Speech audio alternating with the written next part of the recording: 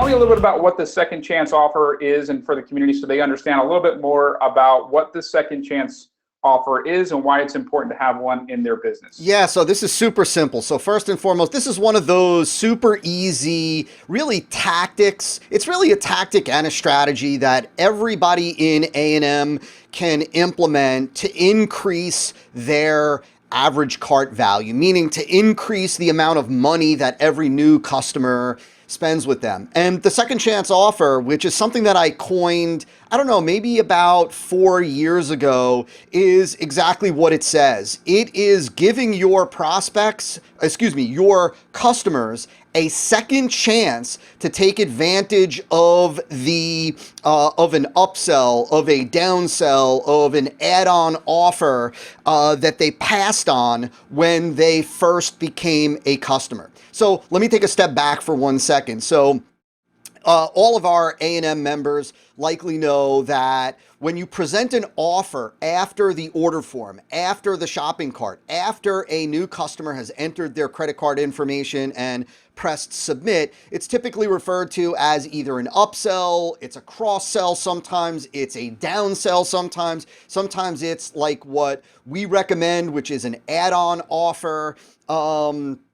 And what most marketers do, or what most marketers have been trained to do, is they've been trained to offer those, to offer their upsell or their downsell or their cross-sell as what's typically referred to as a one-time offer. Meaning they present it to new customers as this is your one shot to get this. This is the only opportunity that you have to take advantage of this offer. You're never going to see this again.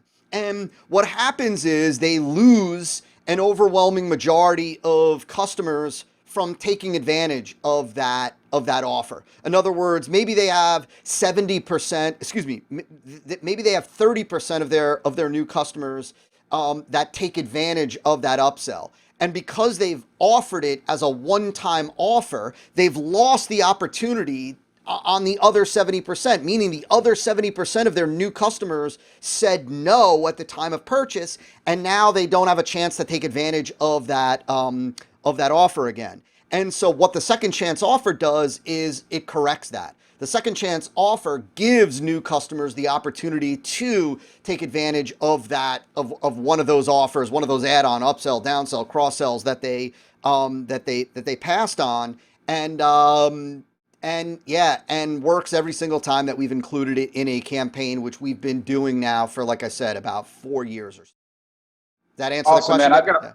It definitely does, and I've got a bunch of questions to kind of discuss about the second chance offer, basically on behalf of the community, of course, but questions that I would like to see that you answer for us. So the first question is, and I want to make sure that everybody understands, this is for a second chance offer specifically on the add-ons or the upsells, not on the main offer that we're talking about. Is that correct? Yeah, so in this context, what we're talking about is this is after a conversion has been made. So meaning, right, you drive a prospect into your marketing campaign, whether you're using a two-step process, like you're using an opt-in page, a lead magnet, or you're sending somebody straight to the marketing and sales page, right, straight to the VSL, let's just say, for example, which a lot of the big companies do.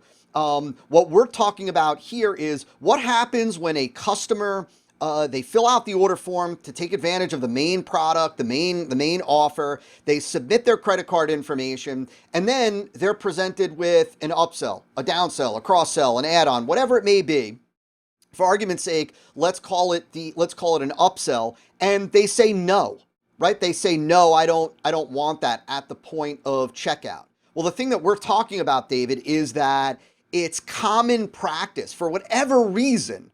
It's commonly taught that those are offers that you should only present one time. That's why for many years it was talked about as the one-time offer, right? It was presented, it was presented as a one-time offer. It was even labeled as an OTO, one-time offer. In the templates, yeah. Yeah, in the templates it says OTO, right? Yeah, you see on different page builders, we see all that all the time, is the OTOs, right? Absolutely. And, and the reality is this, man, without going too deep into this rabbit hole, because I want to keep this very specific on the second chance offer, but is that what a lot of marketers were taught to do with their upsells, with their add-ons, with their downsells, was they were taught to really build the offer around scarcity, around urgency, really, right? And that whole one-time offer is really all about urgency. The whole reason for buying is that, like, is primarily that you won't see this again. You won't get this opportunity again. This is a discount, a deal, a bundle, a package that you're only going to see right now.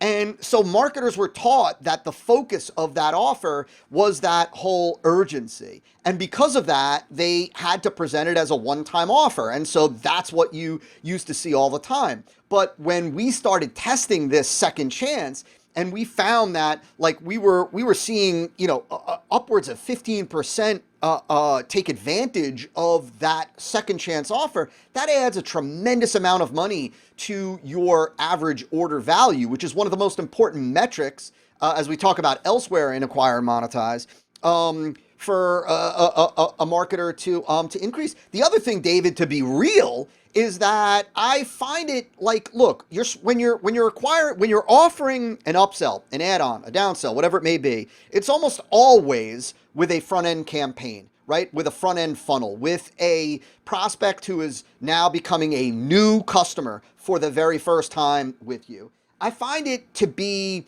not the best relationship building tool to apply that kind of pressure. Like, hey, this is a one-time deal. You're not going to see this again. I'm never going to share this with you again. You want it, you take it now or lose it forever. It's not the best way to start off a relationship with arguably the most important asset in your entire business, which is a customer. And so for me, I build the urgency around the value of the promise, the value of the deliverable, right? And that's, we're getting outside of the second chance, but I say that because when you do that correctly, when you build your add-on offers correctly, your upsell offers correctly, you don't need to rely on the urgency of a one-time offer. And when you do that, that allows you to be able to come back, as we're going to talk about, I'm sure, and roll out, a second chance for people to buy. And in saying that, right, so the reason why we see folks add the OTO, and this is a question that I have, we see the reason why they would do that is because of the sense of urgency. And you just mentioned that. So how do we add a sense of urgency to the one-time offer? How can we create that sense of urgency so that the prospect feels like this is something that I need to go ahead and, because we didn't do it in the OTO, or obviously we would do it in the OTO, but now how do we do it in the second chance? Well, see, it's funny, without going down a crazy rabbit hole, it's funny how, and this is important for everybody, it's funny how the assumption is that the only way to build urgency, right, like that I want this now, I need to get this now, I want this as part of my toolbox right now. It's you see that the assumption is naturally the only way to do that is with urgency, is with a deadline. But the reality is that there are other ways to build urgency without the typical kind of high pressure tactics. It's kind of funny that, right now inside of Acquire and Monetize, all of our members will find the dissection of End of America. End of America being the most successful video sales letter in the history of direct response marketing, 750,000 new customers. Well, as part of that dissection, I show that they didn't have or use or leverage any of the typical urgency, scarcity ploys that you find used in online marketing. In fact, 99% of the time, the overwhelming majority of time, the biggest direct response companies don't use the typical urgency ploys. So what do? Right? So the foundation, the bulk of what they do is they create urgency around, and I want you to think of it, I want everybody to think of it in a different light, a different perspective. They create urgency around the value of the benefit or the value and speed of alleviation of pain. If somebody is dealing with arthritis or somebody is dealing with diabetes, they create urgency around no longer dealing with, diabetes, no longer having to suffer through insulin injections, no longer dealing with the pain of arthritis. Imagine tomorrow being able to get up in the morning pain-free and play with your grandkids, right? So they're building urgency around the payoff, the outcome, the result. Sometimes you can build in urgency depending on the offer around if for example there is, let's say, just as an example, you're offering a product or a software that has to do with securing your website's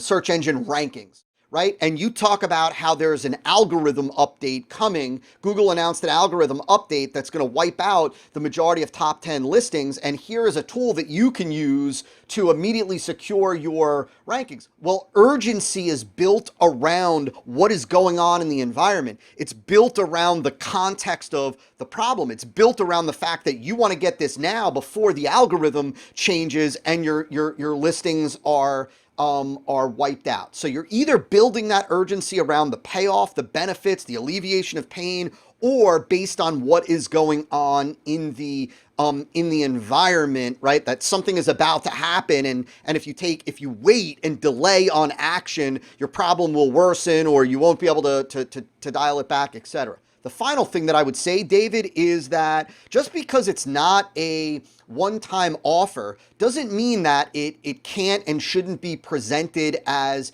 a special offer right now. Meaning the only thing that I don't say in our one-time offers, in our upsell offers, that's a Freudian slip right there, David. In our upsell or add-on offers is I just don't say this is a one-time only. I don't say you'll never see this again. But I might say some variation of, because you just grabbed XYZ, I've put together a special package for you and I want to give you the opportunity to grab it right now. I didn't say right now was the only time. I didn't say you wouldn't see it again. I didn't say I'm never going to offer this to you. I said because you just took advantage of LMNOP, I've got this for you, and here's what it'll do for you. And I put together a special package for you because you've bought LMNOP. And of course, it is a special package. I just didn't say this is the only time you can ever get it. Does that make sense, David? It totally does, and I also like a lot what you do with our offers, our upsell offers or downsells. Is essentially you say that, look, this is valued at XYZ, and who knows, maybe sometime soon I will offer it, at that price, to give that added kind of urgency and added kind of like sense of I need to kind of grab this now, otherwise I'm not going to see this at this price much longer. So yeah, I mean, look, if the offer, David, if the offer is being built around a discount, you might say that, right? Like this discount isn't offered, anywhere else. This discount isn't offered to the public. I don't really discount often. In fact, I can't even remember the last time we did offer any kind of discount. But what I like to do, and this conversation is kind of gearing into a different conversation, a different training that I'm sure we'll do on a different day. And that is, I like to build add-on offers and upsell offers around, I like them to be unique offers, meaning I like it to be something that the offer itself, the deliverables, the guarantee, the bonus, whatever it may be, I like to construct unique offers that aren't available anywhere else, that aren't available to the public, that they won't find anywhere else, because it does give them another incentive to take advantage of it now. If I'm offering something that they could buy anytime later on, then there is no reason to buy it right now. I can think about it. That's really why, and just to tie this together, David, that's really why, because I don't like to discount, it's not really part of my brand. I just don't like to, we don't like to do it at MFA because of that, right? Because I don't want to offer a discount, that really warrants me putting together a unique offer that they won't see anywhere else out in the wild. Because if I don't put together a unique offer and I just offer them something that is out in the wild and I don't have a discount, then there's absolutely no reason for them, for our new customers to buy it at this point. Awesome. So now we know what the second chance offer is. We know when a little bit about when to use it. Peter asked a great question. So this is really question number 3, I guess. Peter's question is that the second chance offer, do we offer it in an email sequence? Do we offer it with retargeting? Do we do a little bit of both? Can you explain a little bit about that? Yeah, so it's a great question that Peter asks, and so it's really it's both right now. Look at in the most simplistic execution of the second chance offer, it works like this: 48 hours after somebody buys, and I say 48 is just kind of a guide. A guide. It's not a rule of thumb. It's not like if you do this, 72 hours later, it's going to break or something like that. But we set it up so that 48 hours after a new customer has purchased, we send them an email, and that email acknowledges the fact that, hey, sometimes new customers, they want to see first that we deliver the goods, that we fulfill on our promises, and that our products are as good as we say they are. Well, now that you've had the opportunity to see for yourself, and for us, I'm talking about, we're delivering the majority of our stuff digitally. Now that you've had the opportunity to see that we do deliver the goods, we do fulfill on our promises, I wanted to give you a second chance to take advantage of that extra offer that I presented you with the other day. And so it starts as simple as that. 48 hours later, we trigger an email. For those of you that are a little bit more advanced, you can do exactly what it is that Peter said, which is what we do, where we coordinate our retargeting with our email. So 48 hours later, they would not only get that email, but there would be a retargeting ad that you could run, let's say, for example, on Facebook, that would drive somebody back to the second chance offer. And so before I explain a nuance, David, about that, because there's a really important nuance that I want to share in just a second, does that make sense? Did I answer the question? 100%. Yep, absolutely. Okay, so here's the little nuance that I want to share. So, and this is important, the best performing second chance offers also function as a one-click offer. Now, internally at Marketing Funnel Automation, the CRM, the platform that we use is Infusionsoft. I've used Infusionsoft for over a decade now. We typically will combine Infusionsoft with ClickFunnels, but what it is that I'm talking about and describing can be done with a variety of different tools. You can actually do what it is that we're talking about if you're only using ClickFunnels and you're using their built-in email platform and their shopping cart. You could do this if you're using a tool like let me see, Ontraport. I think ActiveCampaign. I think there's a variety of different tools. Side note, you don't let your technology dictate your marketing. Your marketing should always dictate your technology. The nuance that I want to make, David, is that because you want to make it a one-click offer, meaning where the individual doesn't have to fill out their credit card again. The individual doesn't have to go back to an order form. The individual goes to a second chance offer page, lets them know that it's a second chance, and we'll talk about some of the little elements that you want on there, and then gives them the opportunity to click a button and have it added to their original order from 2 days ago, or have their credit card billed without them needing to re-enter their credit card information in there. Because of that, and because the one-click second chance offer works best, for most folks listening, it's going to be nearly impossible to do that with retargeting. So if you're going to use the one click, right, only one click, then you're going to trigger the entire second chance offer campaign from your email provider. And the reason why it works that way, without getting too technical, like Teddy, our chief technology officer, can actually answer any of your specific tech questions inside the Slack community. But the reason why it works that way through email is because we're able to append somebody's information, like their contact ID, to the end of the URL when they hit that second chance offer page. And so our CRM knows, right, that their credit card information is secure on file in there, blah, blah, blah. But if they were coming from retargeting, their information wouldn't be appended to the end of the URL, and therefore we wouldn't be able to use that one-click upsell. And so, David, does that make sense before I go any further? It does. A little bit technical. If anybody has Yeah. any questions about that, just pop them into the question section and we can have Todd expand on that if you have any additional questions to add on to that. If not, I'm just going to keep moving on with some questions that I have, if that's all right, Todd. Sure, absolutely.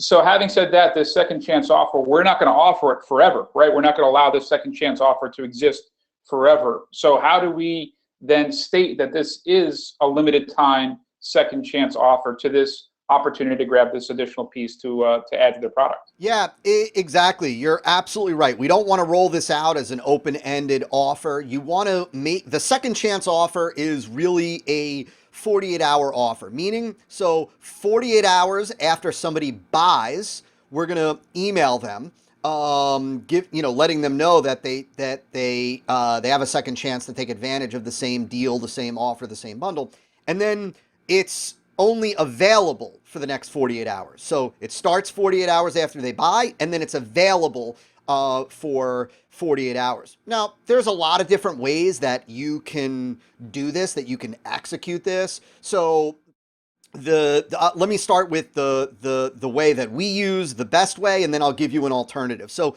the best way is to use a tool like Deadline Funnel. Deadline Funnel is from our buddy Jack Bourne. And the reason why I like Deadline Funnel, what Deadline Funnel allows you to do is it allows you to put a countdown timer on a web page, have a matching countdown timer in the email, right? So it's counting down. It's the same kind of countdown clock, same date, and it can be triggered dynamically for each new customer, meaning that, if today somebody gets that email, it's going to be counting down for 48 hours starting today. And if they hit the web page, it's going to count down for 48 hours, starting today. And then tomorrow, if somebody gets that email, because they're at that point in the campaign, it will then start for them at 48 hours.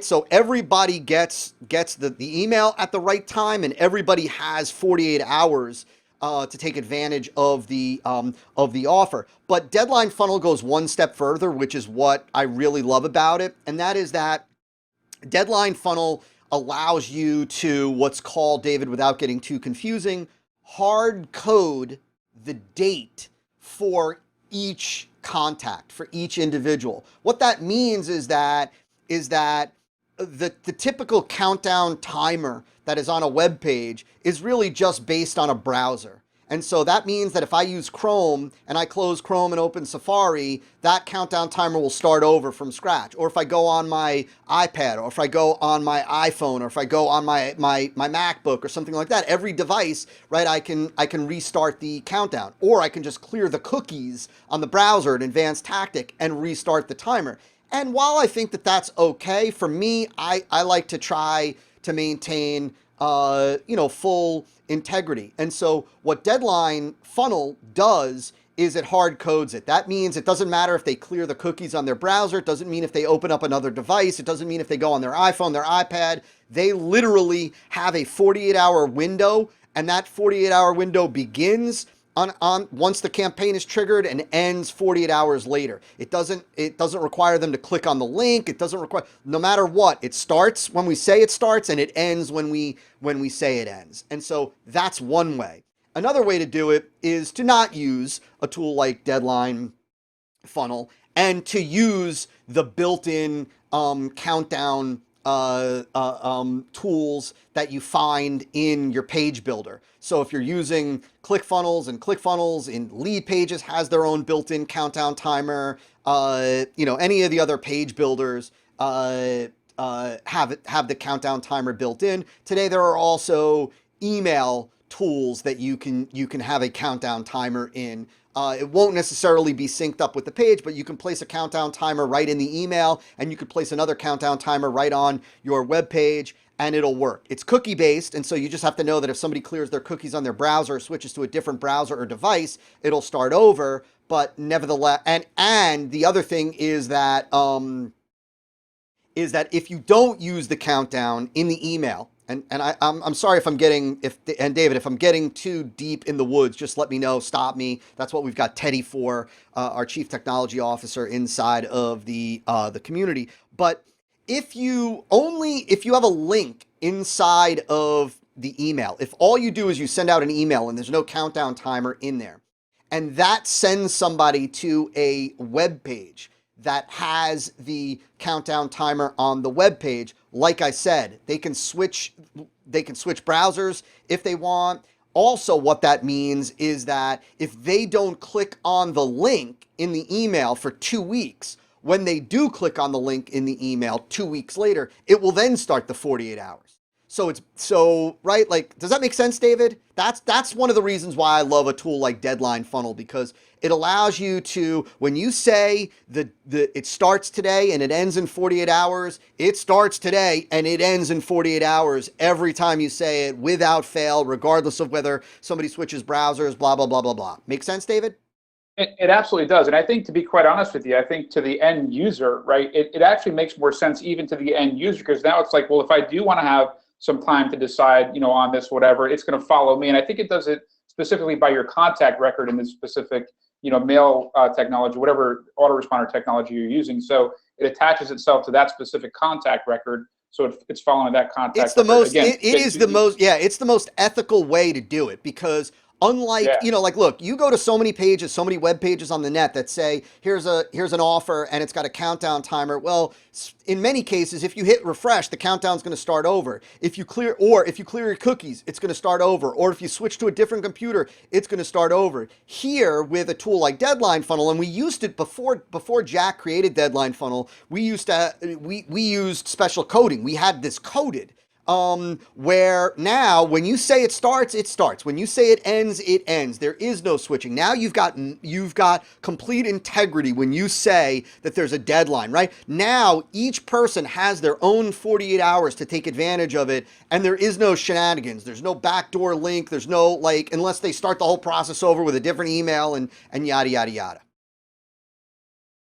Makes total sense. Yeah, no, I'm glad you brought that up and glad we spoke about that. So let me, so now talk to me a little bit, Todd, and this will be kind of, again, just going down the questions. Talk to me about how do we and frame this conversation to the prospect and give them a reason why this is a limited time offer. What can we say that makes sense, that gives them, the understanding that this is going to be a limited time offer? What are some of the things that we can ethically say as to why we're putting a timer on this? Well, yeah. So I love the way you're thinking. Two things. One, pushing, propelling the prospect, or excuse me, the customer to buy, but also doing everything that we do ethically, right? And not like, and David, just for everybody, I live and die by at Marketing Funnel Automation. We live and die by, and at Acquire and Monetize, everything that we teach is all about, when you say it, you mean it, only tell the truth. Right? Like, if it's not the truth, don't say it. And so it is important that you have and maintain integrity when you say something.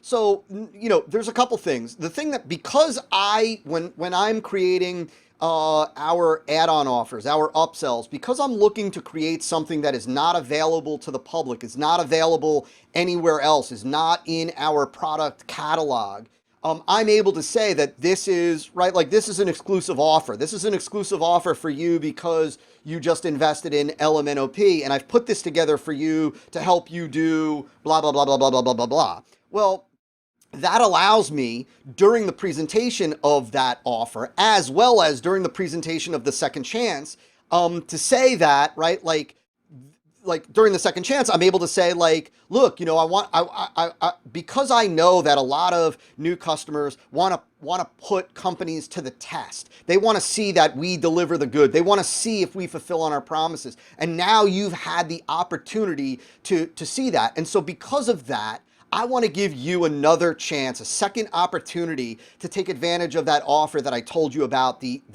other day. That same bundle that will allow you to do benefit, benefit, benefit, benefit. And here's what I'm willing to do for you. For the next 48 hours, you can get your hands on this. Now, I can only keep it available for the next 48 hours because, look, this isn't available to the public. I normally reserve this for, the checkout process, but here's an opportunity over the next 48 hours for you to get your hands on that same bundle, that same package, and hey, you can go here and get all the details. And then when they click on that link, they go over to the page, which has the countdown, timer on it, counting down for 48 hours, has the information that they need, and has a buy now button, which lets them know that it's one click and it'll immediately be added to the credit card that we have on file for them. And so that's just one example of how you can couch it. Right. And so it's not available anywhere else. And because of that, right, you can only make it available to them for 48 hours, or you're only going to make it available for 48 hours, or because you want to, look, you want to maintain integrity with this not being out there in the wild. And so because of that, I can only open this up to you for the next 48 hours. All of that is truthful. Awesome. So now we've implemented our second chance offer. We've sent out the first email, which is 48 hours after they got the opportunity to grab their second chance offer. To grab the offer, the upsell, the downsell, whatever. How many then emails are we sending out over the course of the next 48 hours in total, and up to what point? Yeah, so I'm only going to send. I typically will send 3 emails, and that's it. And so I send one at the start of the 48 hours, one the 24 hours later, and then one the following day. So you're kind of talking about like one at the start of the 48, one in at the end of day 1, if you will, and then one in the middle of day 2 leading up to the 48 hours. And typically, I don't recommend that you go high pressure. Again, you're talking about a new customer relationship that you want to maintain. And so, but what I will do is I usually do a couple of things in those follow-ups. I remind them of the benefits, right, that they get, and why I put this bundle together for them. Typically, I'll hit on a different benefit in each follow-up. So I'm not trying to cram every benefit into every email. I'll focus on in the very first email, what the offer does for them, what the bundle does for them, and why I put it together, and why it's special just for them, and how they've got the next 48 hours to grab it if they're interested, and they can go here, right? And then the next day, it's the biggest benefit that I can focus on, the biggest payoff, right? What problem it'll receive, and again, remind them, that this isn't a public offer. It's not available anywhere else, but you wanted to make sure that they had a chance. You want to position it, David, as if you are doing something good for the for the customer, that I want to make sure that if this is something that you're interested, that you have that same chance. I don't want to see you miss out on this. I'd hate to think that, right, that you wanted it, but wanted to put me to the test first, and now that I've passed that test with you, you don't have an opportunity to get it. And so here it is. I want to make sure that you have this if you find that this would be of enormous value to you. And then the third third email is another benefit. And it's just a tad bit more like, hey, just one last heads up. I'll try not to use language like your final notice and things like that are a little bit much for a new customer relationship. But I will say kind of, hey, heads up, you still have a few more hours if you're interested in grabbing that same, blah, blah, blah. And reminder, it'll do this for you. Like I said, you won't find it anywhere else, but hey, I just wanted to give you, one last reminder. I'd hate to see you miss this if you want it. And so just go here. And so that's how I would follow up. Awesome. I've got one last question. Then we have a couple of folks who have chimed in and asked a couple of questions we'll get to in just one moment. But if the universe, let's just say the universe of people who did not take this upsell or whatever it is, right, this offer that we've already made to them, and now we're going into the second chance offer. If the universe is 100% of people who did not take that offer, how many will we pick up on the second chance offer if we do it right? So you could pick up 15 to 18% from a decent huge. second chance offer. That's from a decent second chance offer. Sure, if it's done right. The key is right, and I know we'll be talking about this in other in other trainings and in deep dives and whatnot, but it's all about the quality of the offer that you put together. And I just want to stress that I want to drive a point home. And that is this, that, just because a marketer throws together an upsell just because they throw together an add-on, just because they throw together a second chance offer, the power is not in the second chance offer. The power isn't in 48 hours later, send an email, send them back to a one-click page that gives them the ability to, that's not where the power is. The power is in the offer itself. The power is in you putting together an offer that resonates with them, that addresses another problem or another layer to their problem, that gives them another layer to the solution, or even better, right, equips them for the next stage of their journey that your original product put them on.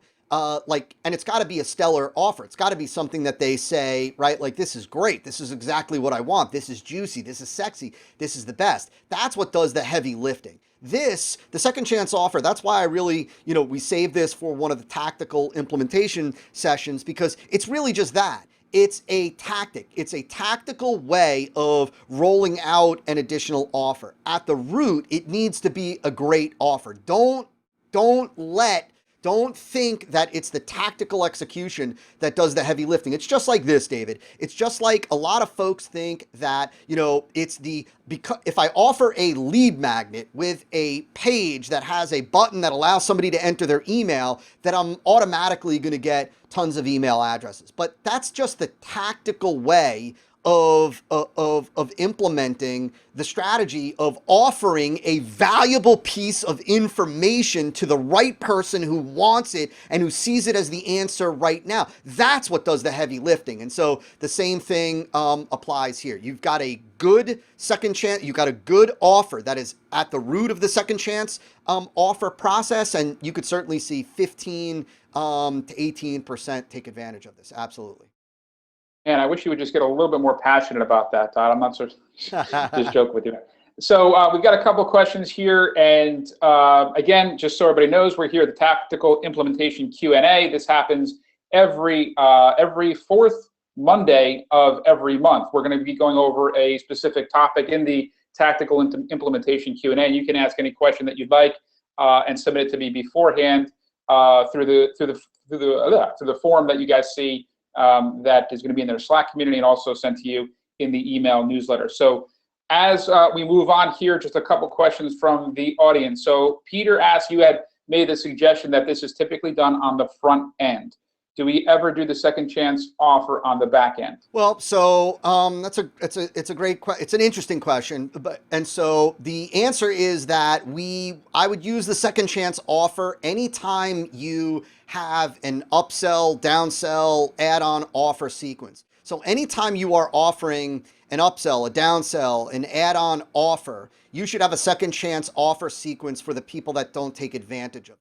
Now, with that being said, to answer Peter's question more directly, that for us is almost exclusively the front end. Almost exclusively, our front end campaigns are the ones that have the upsell, downsell sequence. Our back end campaigns almost never have an upsell. So the whole purpose, and this is a different conversation, again, a different training for a different day, David, but the whole purpose of an upsell, downsell, add-on offer sequence is to increase transaction value, to increase the amount of money that the average customer, new customer, spends with you, so that you can afford to spend a lot of money or more money to buy a customer, to acquire a customer. And so we almost never use an upsell offer, downsell offer, that sort of thing on the back end, because we've acquired the customer already. And so now we're offering the products that we want to put in their hand. We don't need an upsell. We're not looking to upsell. Does that make sense, David? Yep, it absolutely does. So we're going to cruise here, Ty, because I know we want to keep these, so everybody knows, these sessions to 45 minutes to an hour. We want to make sure we keep them nice and tight. So Peter asks, does anybody ever get kind of suspicious that we have their credit card on file? Does that ever bother our prospects or customers, I should say? No, I mean, all of our first of all, just as a side note, we can't even see the credit card numbers, right? So it's all encrypted, and it's not like we can see them, but it's housed within the secure CRM. And I'm not using that language anywhere in the second chance offer sequence. So I'm not saying that, actually I do. I'm sorry. The only time that we say that is when on the page it says, the languaging that we typically use is something like you'll be charged to the same credit card we have on file for you. And so but it's not in the email sequence. And no, we've never had a single complaint, at least not to my knowledge. Yep, got it. Okay, great. And let's see. Okay, well, Stu is asking a question about is there a front price point or range that requires a second chance offer to make the funnel work to get customers for free? And what I suspect he's asking there is specifically about the price point, for a second chance offer as I understand the question, he says if it's a $300 first time offer, must you do it? And I guess he's talking about a second chance offer there. No, so there's never a time when, look, there's never a time when you must have a second chance offer sequence. I think that, look, so there's never a time when you must. I will tell you this, that the lower, this, again, this goes beyond the scope of the second chance offer, but I'll say this: the lower the price is of your core product, the lower the price of your core product, the main product that somebody is paying for on the order form, the one that they enter their credit card for, the lower that price is, the more important, the more critical your add-on offer sequence, your upsell sequence, your downsell sequence, the more important that becomes. And therefore, the more it warrants a second chance offer sequence. The reason why it's important is because without that add-on offer sequence, upsell sequence, downsell sequence, and your average transaction amount, the average amount of money that a customer spends with you, is going to be low if you've got a low price point, right? And so you have to have that upsell sequence, downsell sequence, or you just won't be able to make it work economically. And therefore, you'd be smart to have a second chance offer sequence. The higher the price goes with the front end product, the less necessary an upsell sequence becomes, because the reality is, at a high enough price point, you don't even need an upsell or downsell sequence, and just a mediocre, even low conversion rate will allow you to recoup all of the money that you're investing into traffic. And so, David, did that answer the question?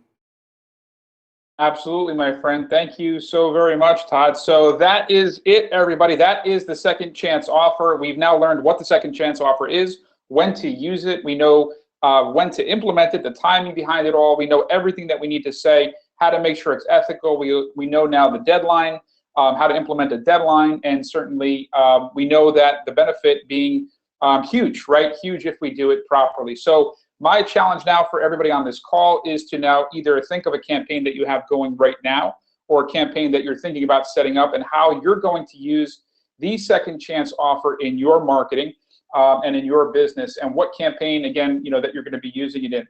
And go ahead and, if you would, just even write it down right now as we're talking, because this is all about the implementation. This is a tactical implementation Q&A. Write down on your notes somewhere where Evernote, wherever it is, where you're going to be using the second chance offer, in what campaign you're going to be using it for, and how you're going to use it. And then ping me in Slack, post it in Slack. Just let us know in Slack how you're going to be using the second chance offer, so the community can see what you're going to be doing for your second chance offer. And that is it.